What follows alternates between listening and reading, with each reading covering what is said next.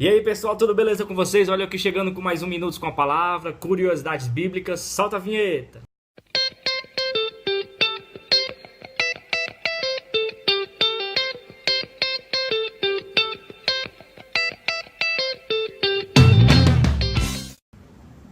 Então pessoal, com a festa da Páscoa surgiram várias dúvidas a respeito do sacerdócio de Jesus. Como é que ele é? Ele é o sacerdote e ao mesmo tempo ele é a oferenda. Como é que faz essas coisas aí?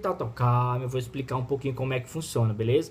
Por isso que eu escolhi o capítulo 5 da carta aos Hebreus, do versículo 1 ao 10, que faz esse resumo todinho do sacerdócio, tanto no Antigo Testamento, no Antigo Testamento, no Novo.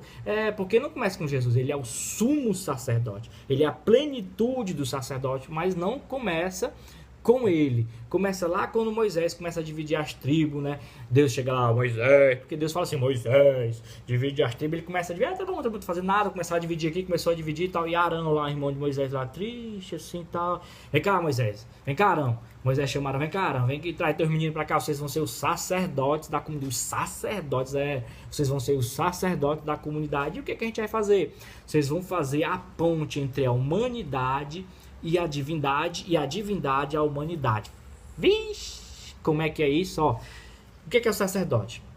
Ele é tirado do meio do povo, consagrado e enviado para o meio do povo para fazer essa ponte entre Deus e a humanidade. É que nem o sacerdote agora, o padre, né? Ele também tem essa função. E se ele não estiver praticando essa função, não está servindo de nada o sacerdócio dele. Porque ele é essa junção entre Deus e a humanidade e Deus. Ele oferta um sacrifício de oração, agora de oração, né, de louvor a Deus. Então começou com Arão, e Arão tinha uns auxiliares que eram os levitas eram os cabos assim que sabiam, com as facas assim, com as espadas, e cortava o boi, cortava lá a oferta, ó, em rapidez eles faziam isso e tal.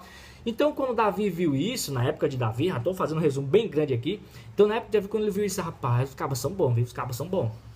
Cabo é bom, viu? Então eu vou botar eles. Então os levitas que eram ajudantes começaram a ser o que? Os sacerdotes, porque eles tinham um sacrifício sofisticado, eles cortavam em segundos lá a oferenda lá bem rapidez, então ganhava mais dinheiro para fazer isso, tá, né?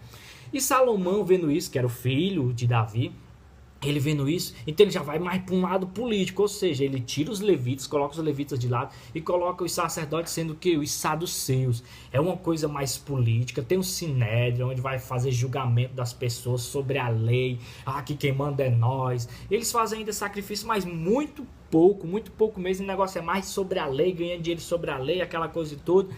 Então eles têm um poder político e tal, então vai mudando um pouquinho a respeito do sacerdote. Mas assim, é o seguinte, o sacerdote ele tem 3 pontos que é chamado tripes munus do sacerdote. O primeiro, ele tem o poder de oráculo, ou seja, ele profere oráculos, ele é profeta para anunciar e denunciar as injustiças que o povo que está acontecendo com o povo. Ele é a voz de Deus no meio do povo, que ele anuncia, que ele divulga o que Deus quer para a humanidade. E também ele é mestre.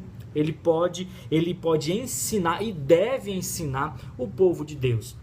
O terceiro ponto é sobre o culto em si, né? O sacrifício que ele faz de oblação a Deus, né? Então, o sacerdote ele tem esse 3 mundos. E o que acontece quando vem Jesus? Jesus, a gente sabe nos evangelhos, nos escritos, que ele era profeta por excelência. O povo, ele é um profeta, ele é o meu mestre. Então, ele aí por si só ele já tinha 2 mundos, né? 2 pontos disso que eu falei a respeito do sacerdote. Ele era profeta e ele era mestre. E tá faltando o quê? Tá faltando o quê? O sacrifício. E o que foi que fez Jesus na cruz? Ele fez o sacrifício. Agora não precisava mais de animal, de bicho, de sangue de bicho, essas coisas todas para fazer este elo entre Deus e a humanidade. O próprio Jesus, ele coloca como sacrifício. Ele é o sacerdote, ele é a oferenda e o altar, que é a cruz. Então, fecha esse sacrifício. Então, em Jesus se completa o quê? Se completa a profecia, ele é profeta, se completa o ensino, ele é mestre, e se completa também o sacerdote como aquele que se ofereceu em oferta a Deus. Mas assim, Toninho, por que o sacerdócio de Jesus é a plenitude, ele é considerado o sumo sacerdote. Por quê? Porque o sacerdote, ele oferecia oferendas pela humanidade e pelos pecados dele também, pelos pecados da humanidade e por ele. Então, um ser humano, ele não podia ter a plenitude do sacerdote porque ele só tem o quê? Só tem um lado humano. Um anjo também, ele não pode ser um sacerdote pleno, por quê? Porque ele só tem o divino, o lado divino. Ele não tem o lado humano. Ele pode compreender o que é ser humano, mas ele não é humano.